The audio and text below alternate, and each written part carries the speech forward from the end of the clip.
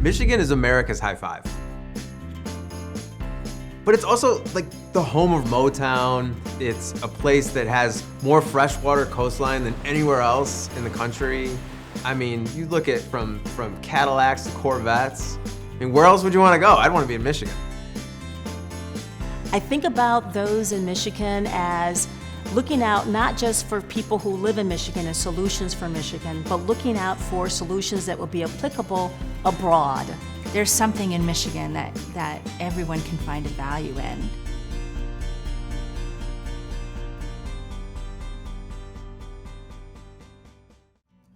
So as of 2017, global emissions from the transportation sector passed that of the built infrastructure, that factories, homes. So if we can curb transportation emissions, we can take a big dent out of what's happening right now in our world is in relation to climate change.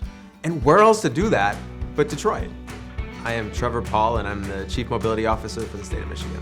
So the role of a Chief Mobility Officer is a first in America, bringing together government and industry in a way that can roll out new technologies as quickly as possible to make communities greener, safer, more productive, and be able to uphold a person's dignity a bit more than we did yesterday. Just by 2030, we're expected to see a $3.3 trillion mobility industry. It's important that the state have a centralized approach or a body, a brain center, to think about that every single day. And that's what the Michigan Economic Development Corporation does.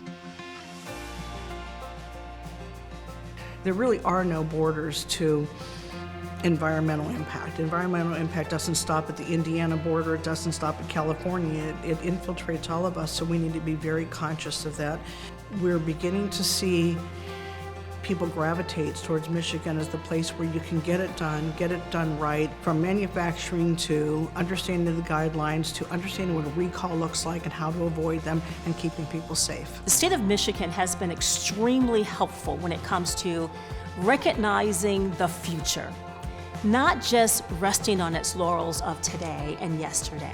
We do that because of the extreme research and development mindset of the people that are living in Michigan, the people that are working in Michigan, and the industry leaders that come together on a regular basis to figure out what do we need to do differently, where do we want to go, and they do it in an open mind.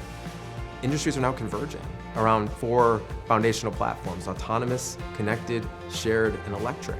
And the thing is, we've been focused on those platforms for years in automotive, and now we can leverage that competitive advantage to drive other industries forward.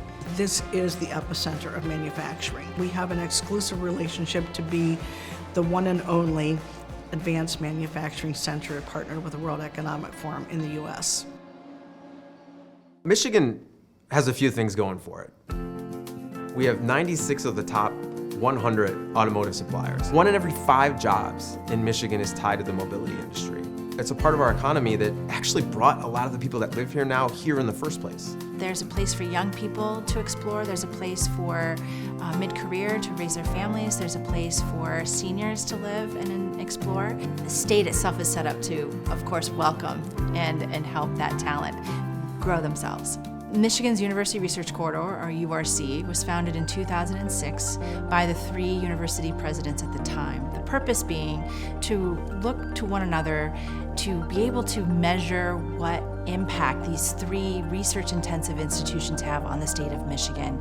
We found that collectively our 3 universities prepared close to 15,000 graduates with degrees in high demand by the mobility industry. We were producing significantly more degrees in those fields than places like Silicon Valley, Southern California, Texas, Pittsburgh, Boston, and Research Triangle Park in North Carolina.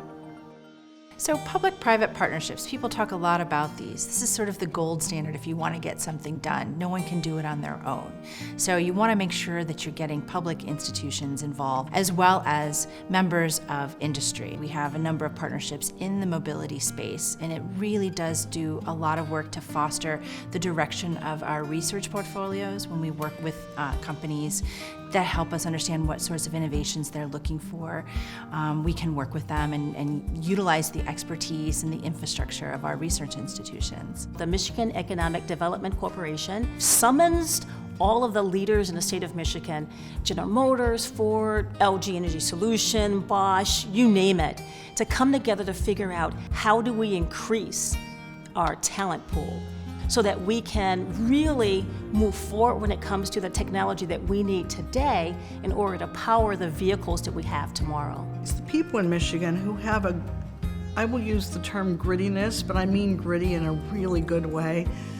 There's a resilience and a desire to be problem solvers, not for recognition, not out of arrogance, but really out of a belief that we have the ability to do something better and helpful to others. Michigan has been a testbed for the future of transportation for more than a century. We're the home of the three-color traffic signal, the first paved road.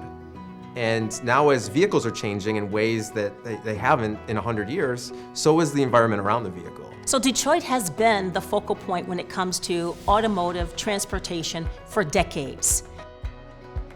It's a nucleus for workers.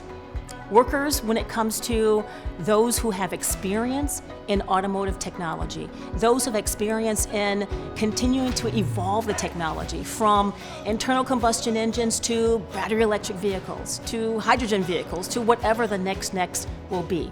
We're living through a tumultuous time. In tumultuous times, you tend to lean on the most experienced people, teams. Michigan's also a place where you can take a really hard problem like a world war and create the entire manufacturing system and ensure that democracy continues. That's the weighty heritage that these people carry with them. And as we head into new 21st century challenges, there's another opportunity for this generation of Michiganders to step up